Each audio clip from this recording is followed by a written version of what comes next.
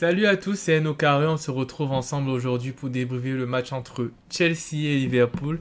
Victoire de Chelsea contre Liverpool 2-1 à Stamford Bridge. Un match plutôt intéressant qu'on va analyser et débriefer ensemble. Tout d'abord, en formation, nous avions du côté de Chelsea, Robert Sanchez classique au goal. Une défense plutôt expérimentale au niveau de l'axe avec Achoupon et Badiashile à cause des blessés. Reece James qui vient se mettre en double pivot avec Caicedo. Et sinon, du côté de l'attaque, du classique, Garnacho, Joao Pedro, Neto et Fernandez. Comme je vous ai dit, du côté de Chelsea, la liste des blessés est plutôt longue. Et on se demandait comment ils allaient faire face à Liverpool pour ce derby. Autant vous dire qu'ils ont répondu plutôt présent et qu'ils ont même été dominateurs. Chelsea qui, je pense, s'est beaucoup inspiré du match contre Crystal Palace et de leur but à la dernière minute. Du côté de Liverpool, nous avions une belle composition, je trouve, avec une bonne défense, Van Dijk, Konaté, Mamardashvili qui venait remplacer Alisson, qui a eu un rouge ou qui est blessé, entre les deux, je ne sais plus. Le double pivot classique, Gravenberch et McAllister. Salah oh là, ah non, désolé, mais je peux pas bien prononcer son nom. Vous le voyez sur la formation. Cody Gakpo et Alessandro Isak en attaque. On espérait que enfin il allait commencer à prendre ses marques et que peut-être ce match allait être le début de sa saison. Mais disons qu'on a été un peu plutôt déçus. Le match, il est allé très vite en intensité. Chelsea qui pousse et qui marque dès la 14e ou la 15e minute, si je ne me trompe pas, grâce à un très beau but de Moïse Caicedo, une frappe pleine glucarde. C'est vrai que le but de Moïse Caicedo, il est très beau, mais parlons-en un peu de la défense de Virgil van Dijk qui recule et qui donne le popotin. On ne sait pas pourquoi. Peut-être il a cru qu'il était dans un clip de Miley Cyrus. Je ne sais pas s'il avait envie de twerker. Il a toujours eu cette manière de défendre et moi j'ai jamais compris pourquoi. Mais Liverpool, ils ont eu un petit momentum où pendant 20 minutes ils ont un peu dominé et grâce à une belle passe de Isaac, une belle remise, Cody Gakpo est venu égaliser. On s'est dit là, Liverpool, ils vont faire comme d'habitude. Sauf que cette fois-ci, dans le Money Time, généralement c'est toujours Liverpool qui prend le dessus. Dans ces moments-là, Hans Slot, on le connaît l'année dernière, c'était sa formule. Depuis le début de la saison, ils ont gagné 2-3 matchs comme ça. Mais ça fait 2 matchs qu'ils se prennent le revers dans les dents. Et Estevao, le jeune Brésilien qui vient marquer son tout premier but à Stamford Bridge à la 96e minute, rendez-vous compte. Le match, il était plutôt équilibré, mais au niveau des occasions, c'est Chelsea quand même qui a été plus concret, plus entreprenant et qui mérite tout simplement sa victoire. Et au bout de cela, on a une victoire de 2-1 de Chelsea, totalement méritée à Stamford Bridge, une ambiance de folie. Si je devais donner mes tops de ce match, je vais commencer par Estevao, le petit Brésilien, la petite pépite qui enfin marque son premier but.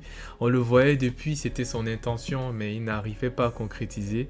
Il a eu à faire 1 ou 2 passes décisives, mais je trouve ça très bien pour lui qu'il fasse non seulement une belle rentrée, mais en plus de cela, il marque un très beau but, enfin un but décisif, un but qui marque les esprits et qui va le faire entrer dans le cœur des fans, je pense. Sinon, il y avait aussi Moïse Caicedo, Enzo Fernandez. D'ailleurs, c'était très intéressant de voir dans ce match que c'était l'occasion de voir l'opposition entre les 4 recrues les plus chères de la Première Ligue.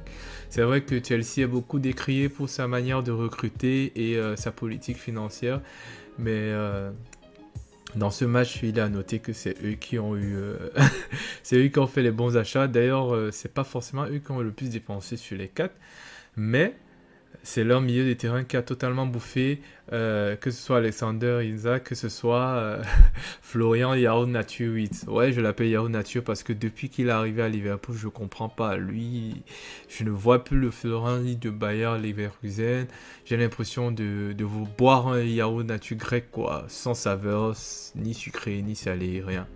En autre top de ce match, il y a aussi Marc Cucurella, l'Espagnol, qui reste dans sa lignée, toujours dans la débauche énergie. Le mec, il a 6 poumons, il ne s'arrête jamais de courir. Franchement, très beau match de Cucurella. Les flops sont tout simplement du côté de Liverpool, hein. Je dirais que toute l'équipe de Liverpool a floppé totalement. Ils n'étaient pas dans leur match. Autant vous dire que c'était c'était un poulet déplumé aujourd'hui. Je pense que Liverpool n'était pas dans ce match et ça fait 3 matchs d'affilée quand même qu'ils perdent. Et ils devraient se ressaisir. J'espère que la trêve internationale leur fera du bien. En autre flop de ce match, il y a aussi Mohamed Salah qui n'a pas montré sa stature de grand joueur et qui a été beaucoup distrait dans ce match, je trouve. Sinon, à part ça, d'un autre côté de la Première Ligue, je pense que les fans de Arsenal, hier à 23h, ils étaient comme ça. Parce qu'enfin, ils reprennent la tête, ils reprennent le lead. Ça faisait déjà peut-être 2 ans qu'ils n'étaient pas premiers. Et ils étaient toujours deuxièmes. Grâce à leur victoire 2-0, avec un but de Saka et un but de Reece James, si je ne me trompe pas. Sinon, un autre match de Premier League, on a eu la victoire de Manchester United contre Sunderland 2-0 grâce à un nouveau but de Sesko et un but de Mason Mount. Et sinon, sur le terrain de Leeds, t'as Tottenham qui est parti gagner 2-1 grâce à Kudus et Tel. Très beau but de Kudus, but de Tel à la hargne et but de Okafor. Sinon, pour la journée 7 de Premier League, au moment où je fais le débrief, tous les matchs ne sont pas encore passés. Mais sinon, un autre match que je n'ai pas dit, il y a la victoire de Bournemouth contre Fulham. Et Aston Villa qui était en cours de gagner contre Burnley, je pense qu'ils le feront. Et sinon, voici le classement de Premier League. Arsenal qui reprend le lead, comme je l'ai dit tout à l'heure, premier avec 16 points. On va voir combien de temps ils vont résister à Liverpool. Liverpool qui est deuxième, pas loin, 1 point. Tottenham, troisième, 1 point. Je pense que jusqu'en décembre, l'écart ne sera jamais très élevé entre les 10 premières équipes de Premier League parce que je pense quand même que le niveau reste élevé. Ça m'étonne quand même de voir Manchester City et Manchester United aussi proches.